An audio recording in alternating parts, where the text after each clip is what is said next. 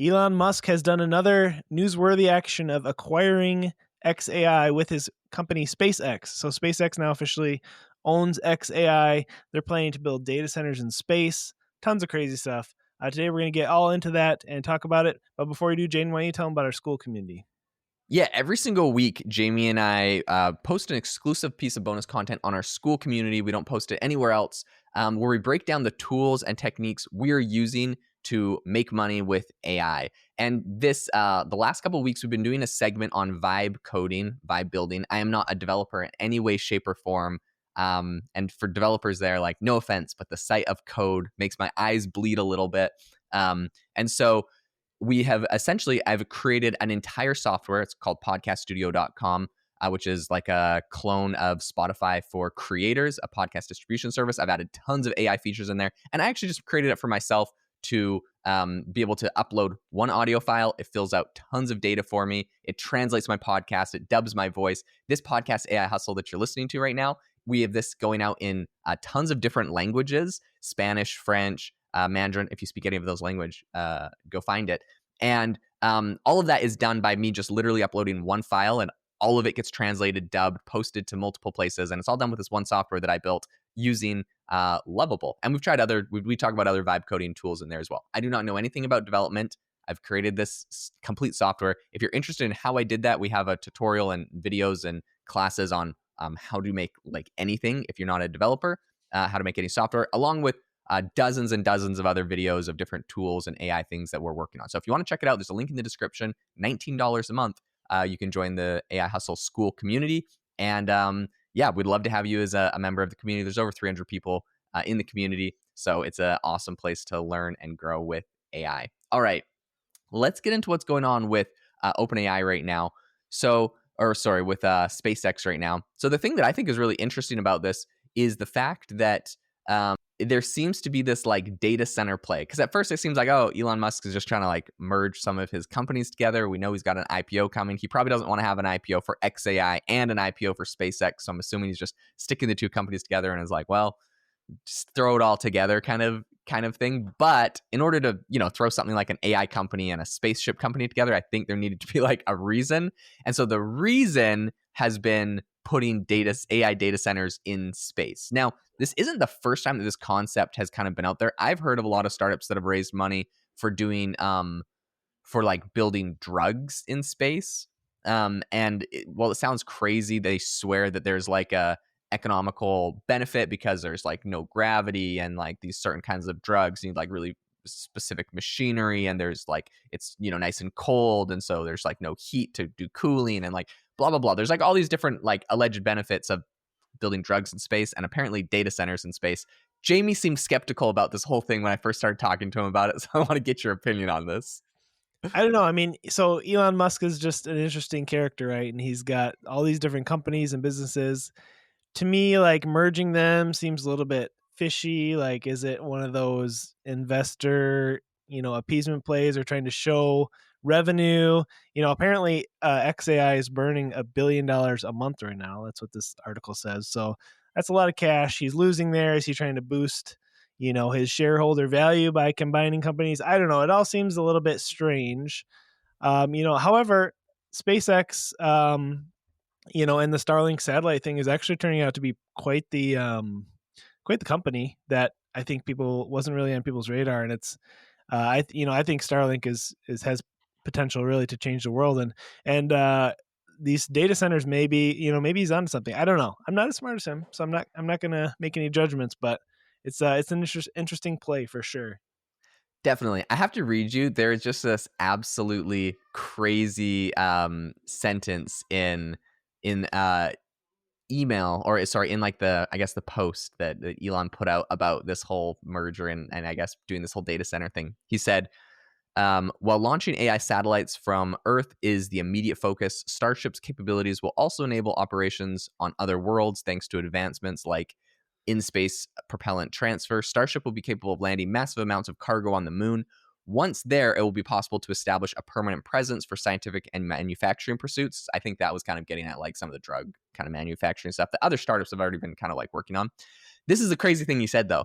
Factories on the moon can take advantage of lunar resources to manufacture satellites and deploy them further into space. By using an electromagnetic mass driver and lunar manufacturing, it's possible to put 500 to 1,000 terawatts a year of AI satellites into deep space, meaningfully ascend the Kardashev scale, and harness a non trivial percentage of the sun's power. It's just Wow. factories on the moon to send satellites. And okay, as far as harnessing a non-trivial amount of the sun's power, I will say something that's really interesting.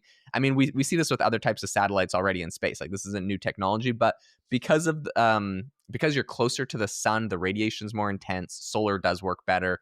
There's just like all these different interesting elements in space that apparently they're going to be able to harness with all of this. Now, of course, it's no secret that SpaceX is coming up to their IPO this year, apparently, and they are literally the most valuable public or private company in the world. So this is going to be a massive IPO. It's going to be interesting. There's a lot of other players watching where this goes. You have companies like Stripe, which is also a massive private company, and then you have OpenAI and Anthropic and all these other players. But it seems like this is just a completely different scale because SpaceX had, last I checked, a $200 billion valuation, and I think Open Era at the time of this merger, XAI might have been like at 40 to 80 billion. I gotta go check that. So, anyway, SpaceX is meaningfully larger, but sticking them together now, it's going to be a really interesting combination to see what they're able to pull off with this. Yeah, it says the combined value of the two companies together is $1.25 trillion with a T, Oh, okay. There, which I was a is little bit off on that then. absolutely mind blowing. So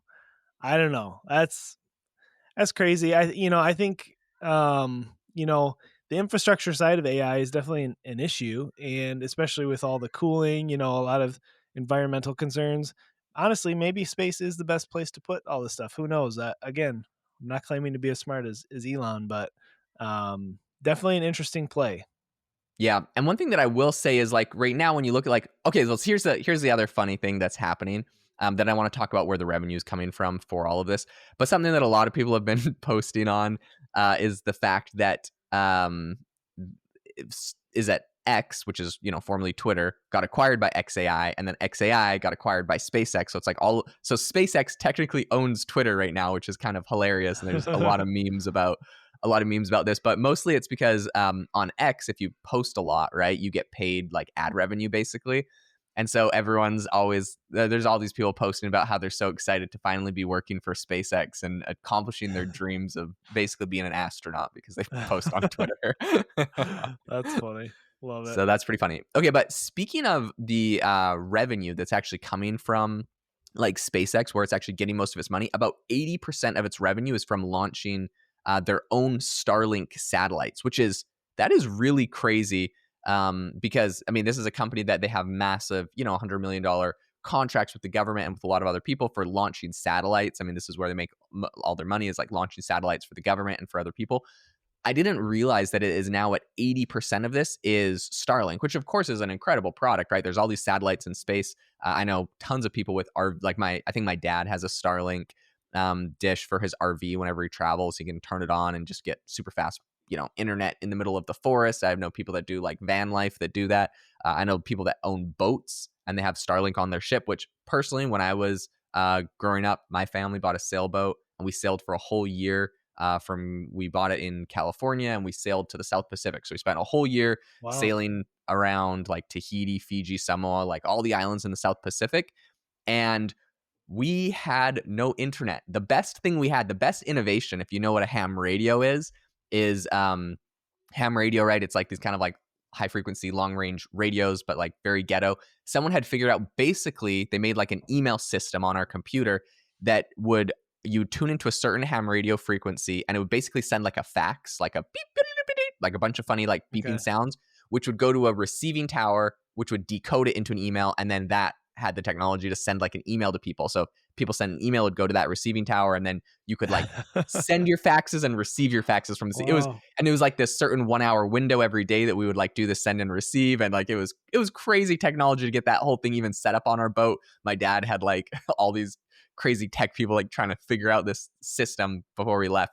And so, yeah, I remember sending and receiving my daily email. Again, the world is a completely different place with Starlink. Whether you're on a boat, whether you're on van life, whether you're on remote parts of the world, you literally get satellite internet access anywhere, and it's actually pretty fast. So, in fact, I know people that got Starlink in places like in America where just the Wi-Fi, the internet was slow. There was no fiber had been installed, and they just got Starlink because they're like, this is literally faster and cheaper than, whatever Broadcom or Spectrum or these legacy dinosaur companies were offering in their neighborhood. So I knew that this was like a big business. I didn't realize that was 80% of SpaceX's business. So like that is a ton of the revenue. It makes sense, right? It's a very useful product, but that's a ton of the revenue. And so, yeah, now the whole company is worth 113 billion dollars. Apparent according to, or sorry, I guess that was when XAI acquired X. That company was worth 113 billion dollars, and now that that's been added into SpaceX, which has much higher revenue, is at 1.25 trillion. Absolutely incredible. Crazy. Well, yeah, we'll be sure to keep you guys updated on any developments with this story. And if you got any value out of this episode, we would really appreciate a rating or review wherever you're listening. Really appreciate those. And be sure to check out the AI Hustle School community where you can learn how to grow and scale your business using AI or even just make money on the side. Thanks for listening, and we'll see you next time.